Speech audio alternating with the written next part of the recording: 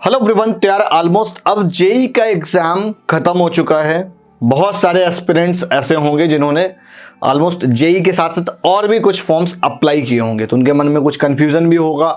बात तो सही है कि अगर मेरा जेई जो सेकंड अटेम्प्ट है या इस वाले अटेम्प्ट में हमारे कितने मतलब इतने मार्क्स आ जाएं तो देन हम जेई के थ्रू लेंगे, अदरवाइज जो हमने और भी एज एन बैकअप ऑप्शन के तौर पे कुछ फॉर्म अप्लाई कर रखे हैं उनके बारे में कुछ प्लान करेंगे। तो अभी थोड़ा कंफ्यूजन बड़ा चल रहा है, तो मैं बोलूँगा आपको कहीं ना कहीं अपने मार्क्स से यार आपको एक आइडिया लग गए होंगे कि हमारे कितने मार्क्स आ रहे हैं। तो यार देखो, एक चीज़ तो क्लियर मैं आपको बता दूँ, जितना भी डेटा अभी मैं बताऊँगा वो सारा एक्सपेक्टेड डेटा है, वो एक्यूरेट डेटा नहीं है। वो ईयर टू ईयर फ्लक्चुएट कर सकता है, मतलब 110% है कि वो फ्लक्चुएट करेगा, हाँ, लेकिन फ्लक्चुएशन इन सेंस कि ऐसा नहीं कि जैसा मैं बता रहा हूँ वो उसके नियर अबाउट नहीं लाई करेगा, नियर अबाउट लाई करेगा। और एक ऑथेंटिक डेटा है, आप इतना समझ लो कि आप एक अपने दिमाग को आप समझा सकते हो कि नहीं इतनी रैंक कुछ आएगी, प्लस माइनस 1000 या 500 ऊपर नीचे हो सकता है। अब यार जेई मेन में marks versus percentile versus rank, देखो परसेंटाइल के हिसाब से रैंक निकालने का तो फॉर्मूला एनटीए ने भी दे रखा है, लेकिन मार्क्स के हिसाब से परसेंटाइल पता करने का फॉर्मूला किसी के पास में नहीं है, ना मेरे पास में, ना किसी और के पास में। ये डेटा से भी एक्सपेक्टेड चलता है। परसेंटाइल से जो रैंक निकालने का फॉर्मूला जो दिया भी गया है वो भी एक अप्रोक्स में रैंक आती है, उससे भी एक्यूरेट रैंक नहीं आती है। तो यहां पर अगर हम बताएं कि यार परसेंटाइल सिस्टम है क्या, मैं सारी चीजों को कंक्लूड करूंगा ताकि आपको और बहुत सारी वीडियोस ना ढेर सारी देखने पड़े। तो सिंपली आप ऐसे समझ लो, आपकी जितनी शिफ्ट होती हैं उसमें एक टॉपर होगा और उस टॉपर के हिसाब से आपकी एक रैंकिंग सिस्टम बनती, आपका परसेंटाइल बनेगा, है ना।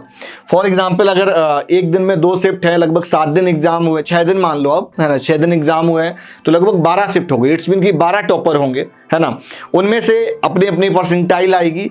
उस परसेंटाइल अगर जो सेम अपीयरिंग एस्पिरेंट होंगे जो कि जेई अटेम्प्ट 2 देंगे तो उनकी भी कुछ ना कुछ दोबारा से परसेंटाइल आएगी, फिर उनमें से जो बेस्ट होगा वो उनकी कंसीडर की जाएगी, फिर जाके एक हमारी फाइनल रैंक बनती है उस जो बेस्ट वन होगा उसके बिहाफ पे। तो मैं बोलूँगा उतना ज़्यादा डेप्थ में मत जाओ, है ना। अभी सिंपली आप इतना समझ लो, अभी जो आप जेई दे के आए हो उसके हिसाब से आपके कितने मार्क्स बन रहे हैं, आप इस मार्क्स के क्राइटेरिया के हिसाब से देख सकते हैं। 300 से अगर 200 के बीच में है तो आप ऐसे समझ लो 4 to 5000 की अप्रॉक्स आ रही होगी। परसेंटाइल मैंने बीच में मेंशन कर रखे हैं अप्रॉक्स में। 200 से 150 के बीच में, अगर 175 के बीच में, 200 से 175 के बीच में आपकी रैंक 9 से 10,000 के बीच में वैरी कर रही होगी। दूसरा 75 से 150 के बीच में, 150 मार्क्स हैं जेई के, उसके बीच में अगर आपके आ रहे हैं, लाइक कर रहे हो तो आप 18 से 20,000 की अप्रॉक्स आपकी आ रही होगी। देखो जब तक आप यहाँ पे आ रहे हो तब तक आपको कोई दिक्कत नहीं है, आपको ऑलमोस्ट टॉप 10 के अंदर CSIT EC वगैरह आ रही होगी, NITs के अंदर, या IIITs की भी बात करोगे तो टॉप 10 के अंदर मिल जाएगा, मतलब टॉप 6-7 जो अच्छी IIITs है उनकी मैं बात कर रहा हूँ। दूसरा 150 से 120 के अगर बीच की बात करें तो आपको यहाँ पर 20 से 40,000 रैंक के बीच में वेरिएशन मिलेगा। तो इट्स मीन कि यहाँ पर एक काफ़ी एक ऑडियंस होगी जो 130 मार्क्स 135 मार्क्स पे डाउनफॉल कर रही होगी, राइट। तो उनका एक कहीं ना कहीं बीच में एक 30,000 के अप्रॉक्स में एक आ रहा होगा, मतलब 140 नंबर के आसपास आपकी 30,000 रैंक यहाँ पे बन रही होगी अप्रोक्सीमेट। अब जैसे जैसे आप ऊपर से नीचे आओगे ना वैसे वैसे स्टूडेंट का वॉल्यूम एवरेज वाला बढ़ने लगता है, तो इस वजह से 20 से 40,000 के बीच में यहाँ पर इतना वॉल्यूम आ रहा है।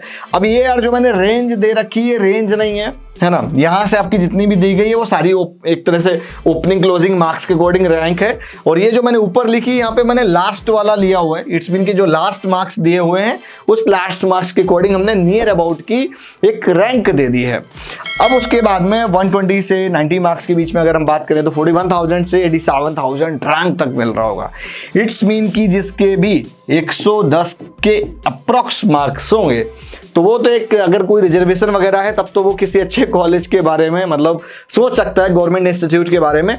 अगर वो 110 से नीचे जा रहा होगा तो मैं बोलूँगा कि यार वो बहुत ज़्यादा हाईली रिस्क में और वो बहुत टफ सिचुएशन में होगा, उसके लिए ना एक गवर्नमेंट में अच्छा ऑप्शन बन रहा होगा ना प्राइवेट में बन रहा होगा। अगर उसने और भी डाल रखे होंगे फॉर्म्स तो मे भी पॉसिबिलिटी हो सकता है बन जाए। उसके बाद में 90 से अगर 60 मार्क्स के बीच में है तो आपकी रैंक 87,000 से 1,75,000 के बीच में वेरी करेगी। तो यार ये कुछ डेटा था, आप इस डेटा से आपको कुछ हेल्प मिलेगी। आपके कितने मार्क्स आ रहे हैं मुझे कमेंट करके बताओ। और आपको कुछ भी डाउट क्वेरीज आ रहा है कि इतने मेरे मार्क्स है, क्या मिलेगा क्या नहीं मिलेगा, तो आप हमारी टीम से कंसल्ट कर सकते हैं एकदम free of cost. Free registration form link मैंने डिस्क्रिप्शन पर दे रखा है, व्हाट्सएप चैट का लिंक भी आपको एक मिल जाएगा। 10 to 6 के बीच में आप कॉल करके बात कर सकते हैं। जेई के रिगार्डिंग आपको कुछ भी डाउट आ रहा है, मैं बोलूँगा आपका 60 मार्क्स भी है ना, देन तब भी आपको एक गवर्नमेंट कॉलेज मिल जाएगा। आपके 40 मार्क्स भी है, देन तब भी आपको एक गवर्नमेंट कॉलेज मिल जाएगा।